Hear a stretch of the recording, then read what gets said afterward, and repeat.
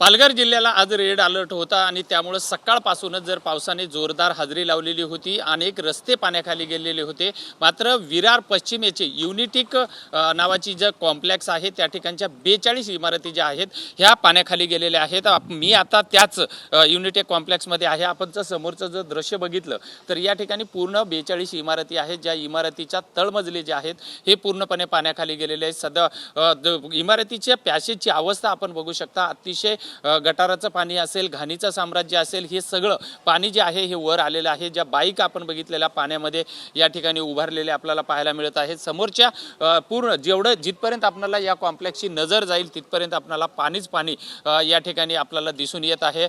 लहान मुलं या ठिकाणी जर बघितलं तर कशा पद्धतीने पाण्यामध्ये आहेत, पूर्ण पाणी जे आहे हे घाणीचं साम्राज्य या ठिकाणी पसरलेलं आहे। एकंदरीत ही जी परिस्थिती आहे ही अतिशय दरवर्षी इथल्या नागरिकांना याचा सामना करावा लागतो। माझ्यासोबत काही ज्येष्ठ नागरिक आहेत। काका काय सांगणार तुम्ही? पानी तो हर साल भरता है, कोई दिक्कत नहीं है। मेरा नाम अनूप जैन है। पानी हर साल भरता है, लेकिन इस साल जो थोड़ा कम भरा है, लेकिन हर साल कमर तक पानी रहता है, कमर से ऊपर भी होता है।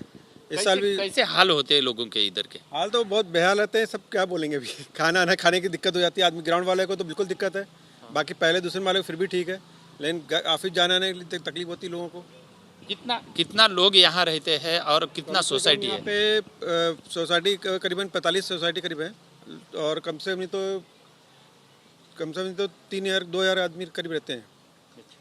2-3 आदमी करीब रहते हैं। काय दुसरे म्हणजे एकंदरीत या ठिकाणी दरवर्षीची ही स्थिती असते? हाँ, हर साल यही रहता है। इस साल कम है अभी पानी। अगर ये पिछले जब साल में इतना बारिश आया ना, तभी इतना पानी था।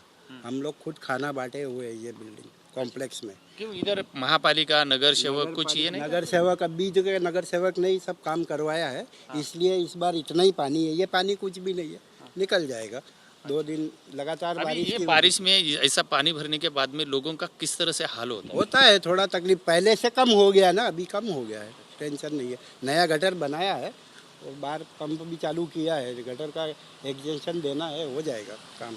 निश्चित आपण बघितलेलं आहे की दरवर्षीची ही समस्या आहे। या ठिकाणी जेव्हाही पाणी भरलं जातं तेव्हा नागरिकांचे हाल होतात। मात्र यावर्षी काही गटार आणि रस्त्याचं काम झालं असल्यामुळे पाणी कमी भरलं असल्याचा दावा इथल्या स्थानिक नागरिकांनी केलेला आहे। मात्र अतिशय दुर्गंधीयुक्त पाणी आणि त्यामध्ये राहणारे नागरिक यामुळे मात्र त्यांचा ज्या त्रास आहे हा त्रास मात्र त्यांना दरवर्षी सहन करावा लागत आहे। व्हिडिओ जर्नलिस्ट संतोष कदमचा विजय गायकवाड, TV9 मराठी, विरार।